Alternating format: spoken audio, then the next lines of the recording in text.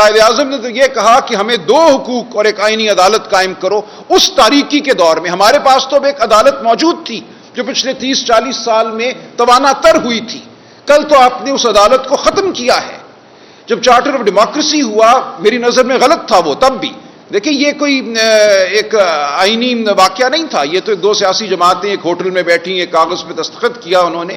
وہاں بھی یہ لکھا تھا کہ 6 سال کے لیے مشرف دور میں جو آلائشیں جو ایل ایف او کے ذریعے آئین میں داخل کی گئی ہیں اور جو جج مشرف دور میں لگائے گئے ہیں چونکہ ان پہ ہمیں اعتبار نہیں ہے اس لیے نئی ایک عدالت قائم ہو تاکہ ہم نئے سرے سے آگے بڑھ سکیں. اس کا آج سے کوئی تعلق نہیں ہے. 18ویں ترمیم ہو گئی 2010 میں, اس کے بعد 14 سال گزر گئے. جیسا میں نے عرض کیا آج عدالتوں میں دم خم ہمیں نظر آ رہا تھا. یہ اس دم خم کو ختم کرنے کے لیے کیا گیا ہے. یہ نہ محترمہ بینظیر بھٹو کا خواب ہے نہ یہ قائد اعظم کا خواب ہے. یہ جس کا خواب ہے آپ اور میں جانتے ہیں وہ کون ہے.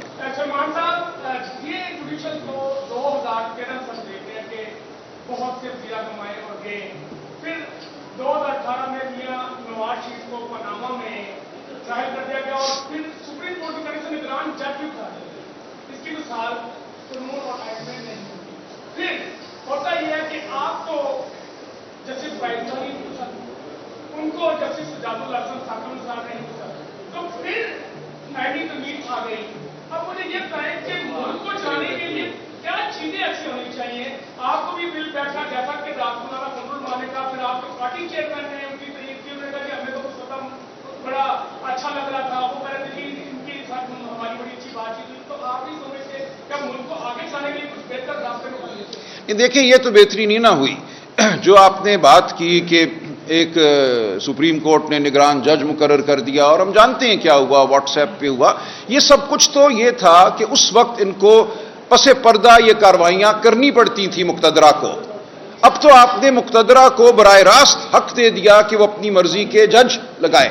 جب آپ حق دیتے ہیں حکومت وقت کو کہ وہ جج لگائے, جب آپ کمیشن میں حکومتی ارکان کی اکثریت پیدا کرتے ہیں تو جو دور ہے جو ہمارے ملک کی حقیقت ہے معروضی حقیقت جسے ہم کہتے ہیں وہ یہی ہے کہ آپ ان کو طاقت دیتے ہیں جو پردے کے پیچھے بیٹھے ہیں.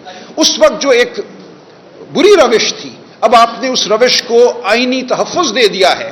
اب کلیئرنس کے بغیر پہلے بھی لوگوں کو جج لگانا مشکل ہوتا تھا لیکن لوگ لگ جاتے تھے. دیکھیں بہت سے لوگ جج بنے ہیں پچھلے 10-15 سال میں جن کے حوالے سے مقتدرہ کی خواہش تھی کہ وہ جج نہ لگے, لیکن چونکہ جوڈیشل کمیشن میں جج صاحبان کی اکثریت تھی انہوں نے اصرار کر کے لوگوں کو لگوایا. ان کی قابلیت کے تحت بابر ستار صاحب ہمارے سامنے ہیں. میری نظر میں وہ پاکستان کے اس وقت قابل ترین جج ہیں لیکن وہ مقتدرہ کے سب سے معطوب جج بھی ہیں کیونکہ وہ اپنے ذہن کے مطابق کام کرتے ہیں. وہ لوگوں کے فون نہیں ٹیپ ہونے دیتے, وہ بلا لیتے ہیں آئی جی کو, وہ روک دیتے ہیں ان احکامات کو جن کے تحت جبر کیا جا رہا ہوتا ہے, وہ خط بھی لکھ دیتے ہیں اگر ان کے بیڈ روم میں کیمرہ ملے تو.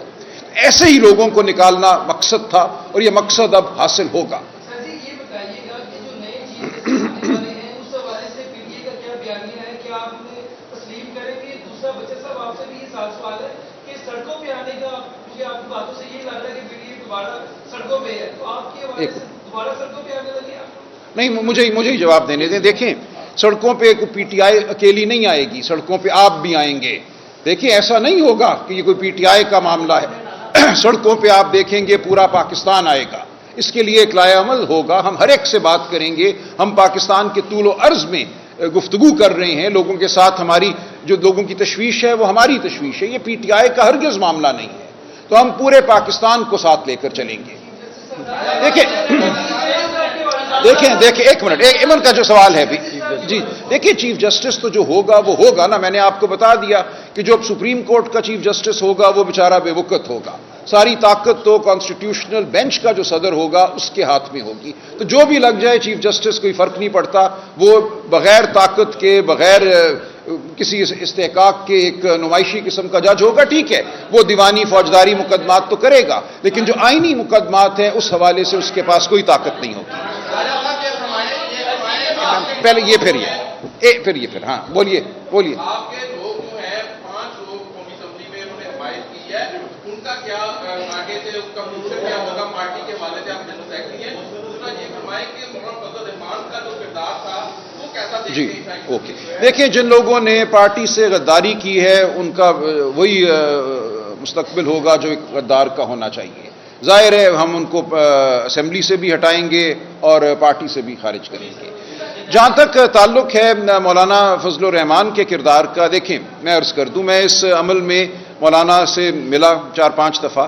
جو مسودہ یہ پاس کرانا چاہ رہے تھے ستمبر میں، جو شب خون مارا جا رہا تھا، مولانا کو بلایا گیا کہ آئیے، ابھی آئیے، پڑھیے بھی نہیں، کسی کو معلوم نہیں تھا، وہ ایک خوفناک، بہت اس سے بھی زیادہ خوفناک تھا. اس میں ملٹری عدالتیں قائم ہو رہی تھیں سویلینز کے لیے، جو بنیادی حقوق کا آرٹیکل ہے ہمارے آئین میں آرٹیکل 8، اس میں تخفیف کی جا رہی تھی کہ ہمارے بنیادی حقوق جو ہیں وہ نیشنل سیکیورٹی کے لیے سلب کیے جا سکتے ہیں، اور دیگر باتیں تھیں. کسی جج کو اٹھا کر ایک ہائی کورٹ سے دوسرے ہائی کورٹ میں پھینکا جا سکتا ہے.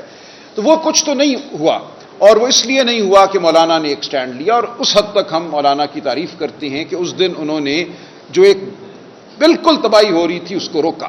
لیکن اس کے بعد اب جو ہوا ہے، دیکھیں اب تو ان کو کسی جج کو ایک ہائی کورٹ سے دوسرے ہائی کورٹ بھیجنے کی ضرورت ہی نہیں ہے، کیونکہ آپ نے تو ہائی کورٹ کے ججوں سے اختیار ہی لے لیا آئینی پٹیشن سننے کا. اب تو صرف جو آپ کے منظور نظر جج کانسٹیٹیوشنل بینچ میں بیٹھیں گے وہی سنیں گے آئینی پٹیشنیں. تو آپ کو کوئی تکلیف نہیں، اب آپ کو کوئی ضرورت نہیں رہے گی کسی جج کو ایک ہائی کورٹ سے دوسرے ہائی کورٹ بھیجنے کی. تو جو ہوا ہے وہ بھی بہت بڑی برائی ہے، لیکن مولانا نے ضرور کوشش کی کہ کم بری ایک واردات ہو.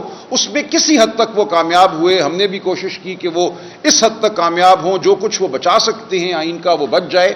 لیکن ہم سمجھتے ہیں کہ جو آیا ہے مسودہ اور جس کو اپروو کیا گیا ہے وہ پاکستان کے لیے تباہ کن ہے.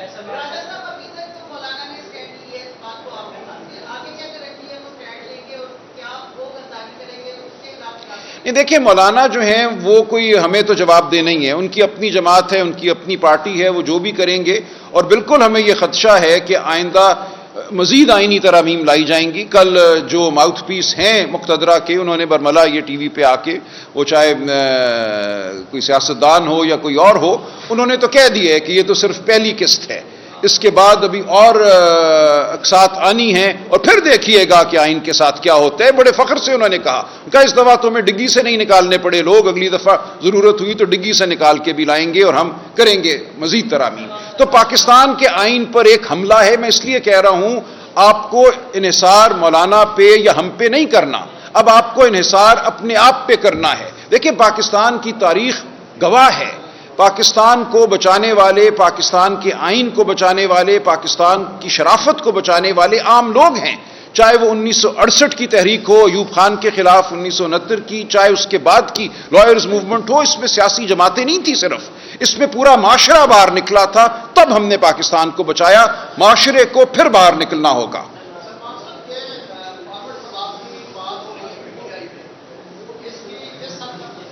دیکھیں ہماری نظر میں کوئی فارورڈ بلاک نہیں ہے، جو بنائے گا وہ بے وقت ہو جائے گا. یہ ہر ایک جانتا ہے کہ اس وقت کسی کی کوئی ہے نہیں طاقت. ووٹ جو ہے پی ٹی آئی کا ووٹ وہ عمران خان کا ووٹ ہے. جو کوئی غداری کرے گا اس کے پلے کچھ نہیں رہے گا.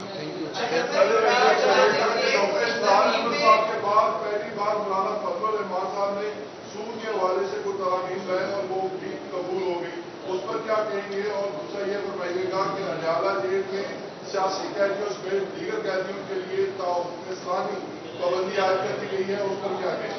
یہ دیکھیں جو مولانا نے کاوش کی ہے دینی سطح پہ، اس کو ہم نے سب نے سراہا ہے. اس کے اوپر تو کسی کا کوئی اعتراض نہیں تھا اور یہ اتفاق تھا.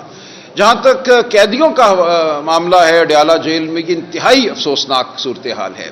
دیکھیں عمران خان کو دنیا سے کاٹنے کے لیے 3 اکتوبر کے بعد اڈیالہ جیل میں 8000 قیدی ہیں، سب کا رابطہ دنیا سے منقطع کر دیا گیا ہے تاکہ یہ کہا جائے ہم نے تو یہ سب کے لیے کیا ہے.